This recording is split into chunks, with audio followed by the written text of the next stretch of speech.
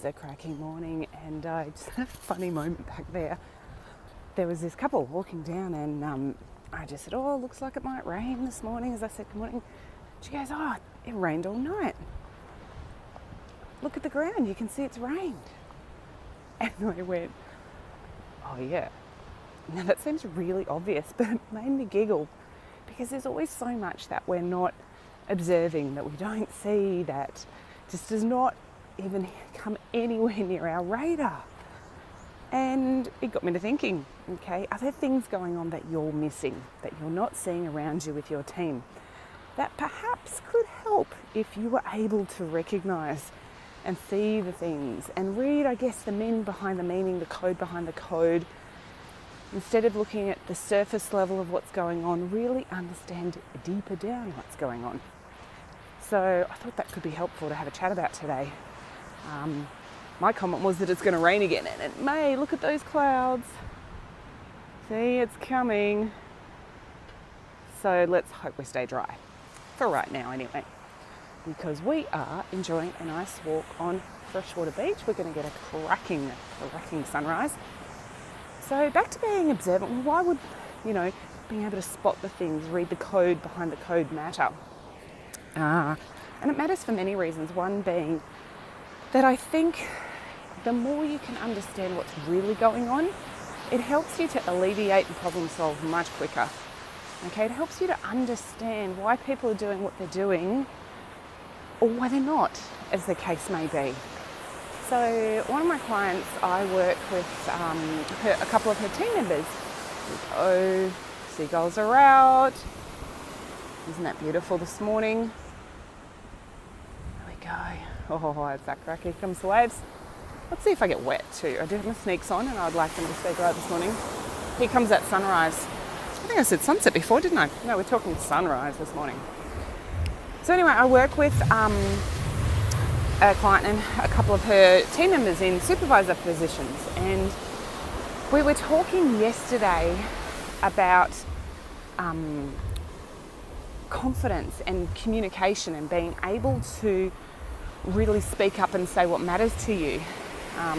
When you're in a supervisory role, so let's say you've got leaders above you and you've got team members, and sometimes you might think that it's really about a confidence issue, but it's a case of questioning, well, what is it really? What is it that stops me? And how do I fix it? And he kept saying, well, I just need more confidence. I need to be more confident. I said, well, yes and no, but actually, we got talking about part of his uniqueness as who he is, and a part of one of his boss's uniquenesses. And one is this guy's talking to me, he's very much a slow processor. His brain processing speed is quite slow. I do hope you can hear me because those waves are cracking. Oh my gosh, look at this now. It's my morning walk, and this is what I do regularly to keep fit and healthy. So I trust you've got that in your routine anyway. So that's for another video, another day. Meanwhile, back to the slow processing. So he's a real slow processor, whereas his boss is a real fast processor of information. Like fires things off really quickly, boom, boom, boom. And so it becomes this real problem because he feels his opinions aren't being validated. He's feeling like he's not being heard because he's much slower at articulating, needs time to process and think about what he wants to say. Meanwhile, boss has already moved on, next thing, and he's much faster. And there's a speed issue. So there's confidence, maybe that is impacting a bit, but I actually really think it's more about the speed thing. So how do you improve the speed? Oh, look, the surfers are all out this morning. Love watching this. And often you get whole families come down and surf. And it's a gorgeous young lady over there getting the gear and she's about to go in and smash it. So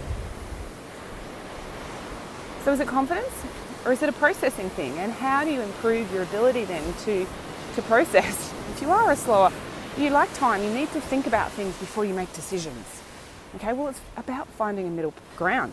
It's also about being able to then talk about it as a team and realize what your strengths are and what your needs are in terms of making great decisions.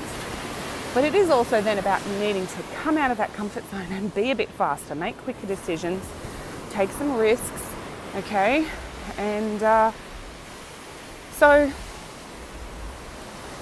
trust it helps. We were talking about reading the code behind the code to really understand what's really going on, because sometimes we assume it's one thing. I'm going to turn around because we've got a big crowd just there. They've got their boards out ready for big surf. Ooh la la, that is an amazing sunrise.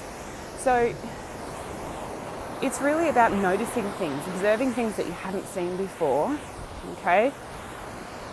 I hadn't seen that it rained, okay? There's things that we miss. So what are you missing with your team that you really could start to observe and notice that will make a difference for them? So what is going on for your team? Have you looked at things? Have you thought about this topic before? And are there things underlying that are impacting team? Because they do. They'll impact individuals.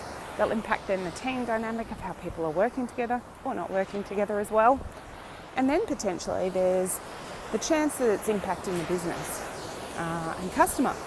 And it's just can be really interesting, different little things that might impact team that you think, wow, that could really make a difference if we observed it, if we tried to change it and shift it. So do some observations, start noticing things that you haven't noticed, and find out what's really going on. What's the meaning behind the meaning, the code behind the code.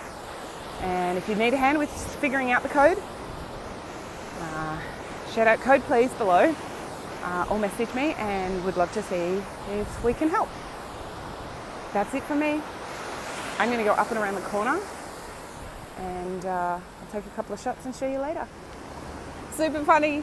I ended up here because the tide came in and I didn't want wet sneakers. That was where we were going to go, up and over that lovely pathway. So we're going to have to go a different way. Are you coming with? Let's go. Let's go. So while we're walking and talking, someone shouted out and said, hey, code, via text message to me. So some of the code. Well, you know there's introverts and extroverts. You've probably heard of that before. Here we go. We've got to go up and around. Introverts, extrovert. So an introvert will likely be one of those slower data processors. They might want to take their time. They might not be the speaker that's first up with their hand in a meeting. They may not want to be the one that's driving the meeting, okay? Will they have awesome ideas and great value to offer? Absolutely, okay? Do they need peace and quiet to recharge and re-energize in the day? Yes. Do they want to be around people 24/7? Probably not. Unless they're well taught and well practiced to be with people all the time. Most introverts like peace to recharge. They're really great solo workers. They work probably very well by themselves and can be great team players as well. Okay, so that's one code. Now, extroverts get energy from other people. So if you put an extrovert in a really quiet office with nothing going on, no people to talk to, not give them much recognition and attention and communication, they won't feel great. They will shrivel up. Has a really adverse effect to extroverts that need and get and love energy around people. Okay, so that's just two. I'm huffing and puffing now. That was a bit of a little incline. Can't say hill. I've got to get used to hills because soccer season's coming. But that's just one of the meta programs, which is our innate personalities. And gobsmacking view again. Gotta stop. Oh, that's so beautiful. Anyway, I really better get the pace on. Not going very fast today, and I think we need to move it a little quicker. So, meta programs, they're part of the code, and a great way of understanding how people think, behave. It's what we call sort of an innate personality, which is then about, okay, If it's working for you, rock on with it, keep using it. But if it's less so and you need to shift out of that space or need to understand yourself better and or others so that you can help them function better, then that's where they're really useful. So, trust that it helps. The code. Ooh, bit of good viewing coming. That was great viewing. All right. Distraction. Love it. They're my thoughts for today. If you need some help on the code, shout out below or message me. Ciao.